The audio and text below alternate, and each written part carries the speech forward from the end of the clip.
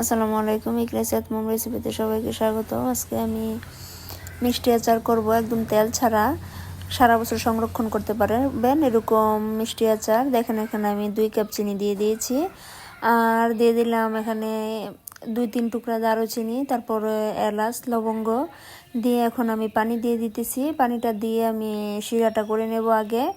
তারপর আমি এখানে আমগুলা ছাড়বো, আর আমগুলা কিন্তু আমি রোদে দিয়ে শুকিয়েছি। যে দেখেন এখন শিরাটা নেড়েচেড়ে দিতেছি, নেড়েচেড়ে তারপর চিনিটা গলিয়ে নেব। গলিয়ে আমি এখানে কিছু মশলা অ্যাড করব। এই যে দেখেন আমার চিনিটা কিন্তু গলিয়ে আসছে মোটামুটি। এখন আমি 1 চামচ মরিচের গুঁড়া দিয়ে দিলাম, আর অল্প একটু হলুদের গুঁড়া দিয়ে দিলাম। এটা শুধু কালারের জন্য, আর মরিচের গুঁড়াটা দিলে আচারটা খেতে খুব ভালো লাগে, আপনারা দিয়ে দেখবেন। এখন আমি শিরাটাতেই কিন্তু দিয়ে দিয়েছি, দিয়ে একটু নেড়েচেড়ে মিশিয়ে নিলাম। মিশিয়ে এখন আমি এখানে লবণ দিয়ে দেব।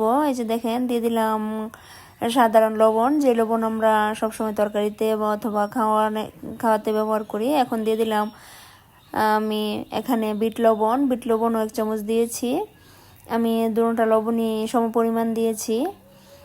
এখন একটু নেড়েচেড়ে মিশিয়ে নিতেছি লবণটা। তারপর আমি এই শিরাটাতে বরক তুলে নেব। বলক তুলে এখানে আমি আমগুলা ছাড়বো। এই যে দেখেন বলক উঠে গেছে, আর এই যে আমি আমগুলা কিন্তু হালকা একটু সরিষা দিয়ে আর একটু লবণ দিয়ে কিন্তু রোদে শুকিয়েছিলাম, ভালো করে শুকাইনি, শুধু উপরের একটু পর্দা ধরেছে এই যা, আর বেশি কিন্তু শুকাইনি। এই আচারটা কিন্তু অনেক দিন ভালো থাকবে, আবার খেতেও খুবই ভালো লাগবে। আর এইভাবে আচারটা করলে আচারটা পুরো জিলিপি যেভাবে শিরাতে দিলে শিরাটা খায়, ঠিক এমনভাবেই আমের আচারটাও শিরাটা খাবে। আপনারা দেখবেন, আমি আপনাদেরকে দেখাবো। এখন আমি আমগুলো সবগুলো ছেড়ে দিয়েছি, একটু নাড়িয়ে ছেড়ে দিতেছি শিরাটার সাথে। তারপর আমি এটা ডেকে দেব, ডেকে রান্নাটা করব। আর এই আচারটা কিন্তু খেতে খুবই ভালো লাগে এবং কম ঝামেলায় এই আচারটা তৈরি করা যায়। আপনারা এই আচারটা তৈরি করে খাবেন, খেয়ে আমাকে কমেন্টে জানাবেন। এই যে দেখেন আমার আমটাতে কিন্তু বলক এসে গেছে। এই যে দেখেন আমটা কিন্তু খুবই নরম, একদম নরম সফট, আর ভিতরে শুধু শিরা গিয়ে একদম নরম নরম হয়ে আছে। আর এই আমের আচারটা একদম শিরা গিয়ে পুরো পিঠার মতো হয়, আর মুখে দিলে একদম মিশে যায়, এরকম হয় এই আচারটা। এখন আমি এখানে দিয়ে দিতেছি পাঁচফোড়ন। আমি শুধু পাঁচফোড়ন আর এখানে শুকনা মরিচ দিয়ে টেলে তারপর গুঁড়া করে নিয়েছি। এখন ওইখান থেকে আমি দিয়ে দিলাম পরিমাণ মতো। আর এখানে আমার কিন্তু আম প্রায় 2 কেজির মতো হবে আছে। এখন আমি মশলাটাও নাড়িয়ে চেড়ে মিশিয়ে নিলাম, মিশিয়ে তারপর আমি আরও কিছুক্ষণ জাল করব। জাল করে তারপর আপনাদেরকে দেখাবো।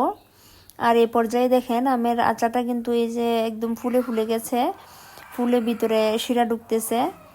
এখন আমি আরও একটু জাল করে নেব। জাল করে তারপর আমি এটা সারা রাত এই শিরার মধ্যে রেখে দেব। এরপর সকালে আমি এটা আবারও জাল করব হালকা একটু। আর আপনারা দেখবেন আমি এই অবস্থায় কিন্তু রেখে দেব। শিরাটা কতটুকু খেয়েছে আপনারাই দেখবেন, এতক্ষণ টাইম লাগিয়ে জাল করতে হবে না, শিরাটা কিন্তু এমনিতেই আমটাই খেয়ে ফেলে। এখন আমি একটু নাড়িয়ে চাড়িয়ে দিতেছি, নাড়িয়ে চাড়িয়ে দিয়ে উঠিয়ে নেব। আর বেশিক্ষণ জাল করব না, এই শিরাটাতে আমি ডুবিয়ে রাখবো, তারপর সকালে আপনাদেরকে দেখাবো আবার। যে দেখেন আমার আচারটা কিন্তু মোটামুটি হয়ে গেছে। এখন আমি উঠিয়ে নেব, উঠিয়ে তারপর সারা রাত এইভাবেই রেখে দেব।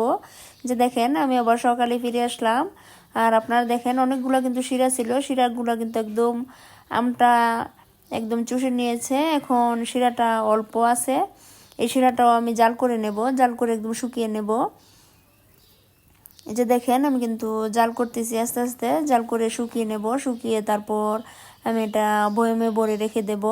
আর এই আচারটা কিন্তু অনেক দিন থাকে, কোনো সমস্যা হয় না, ফাঙ্গাস পড়ে না। যে দেখেন আমি জাল করে নিয়েছি। এখন দুইটা উঠে আপনাদেরকে দেখাচ্ছি। এই যে দেখেন কত নরম, অনেক সফট। এটা কিন্তু আমি রোদে শুকিয়েছি, সেজন্য নষ্ট হবে না। আর রোদে শুকানোর কারণে কিন্তু এটা শক্ত হয় না, একদম নরম হয়। আমার রিকোয়েস্ট রইল আপনারা এইভাবে আচারটা করে খাবেন। আর যারা আমার চ্যানেলটা সাবস্ক্রাইব করেনি প্লিজ সাবস্ক্রাইব করে দিবেন, লাইক করবেন, শেয়ার করবেন। আর যাদের কাছে আমার রেসিপিগুলো ভালো লাগে তারা নোটিফিকেশন অন করে দিবেন, তাহলে আমি ভিডিও আপলোড করার সাথে সাথে আপনাদের কাছে পৌঁছে যাবে আর আপনারা দেখে নিতে পারবেন। এখন তাহলে বিদায় নিচ্ছি, অনেক ভগ ভগ করে ফেললাম। আমার কথার মধ্যে অথবা কোনো ভিডিওর মধ্যে কোনো ভুল ত্রুটি হলে প্লিজ ক্ষমা দৃষ্টিতে দেখবেন। সবাই ভালো থাকবেন, সুস্থ থাকবেন। আসসালামু আলাইকুম, আল্লাহ হাফেজ সবাইকে।